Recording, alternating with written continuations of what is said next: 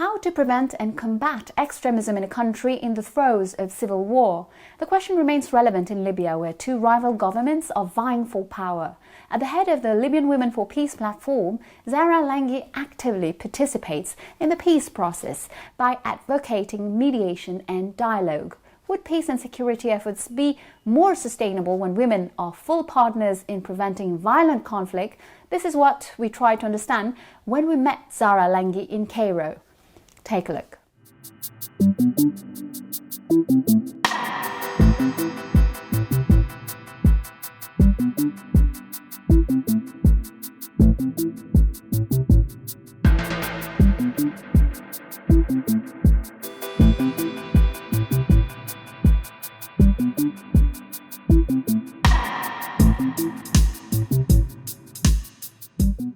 Libya has always been my home. It actually has never left me or left my family, even though we were in exile for quite some time. The Libyan Women's Platform for Peace started as a movement back in 2011, even before Gaddafi was killed. So we came together, 35 women from different walks of life, and decided that women have to be and have to have an important say in the new Libya. And we wanted to have an inclusive transition that is based on transitional or restorative justice, that is based on rule of law, respect of human rights, and also where there is gender equality.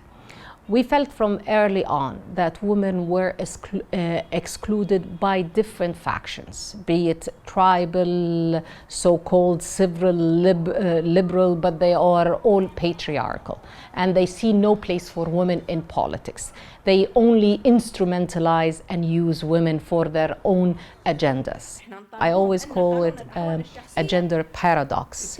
We see women were at the forefront of the revolution and these uprisings, yet at the same time there was and still continues a systematic political violence against women. So there have been serious violations of women's rights in Libya during this transition by warlords, by militias, and now by mercenaries. So what we needed to do is to address the issue of militarization, of armed groups, how to disarm them, how to integrate them back into the society, and definitely how to address issues of violent extremism. I think Libya needs two things.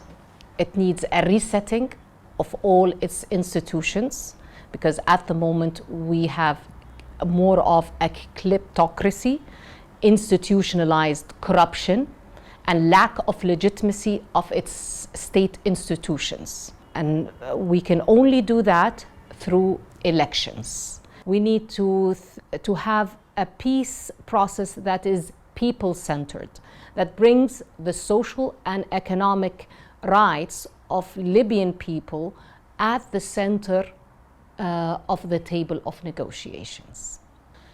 It's in order to have a meaningful and sustainable peace process in Libya, the process needs to be inclusive, not inclusive only of Libyan stakeholders, but also of regional and international stakeholders.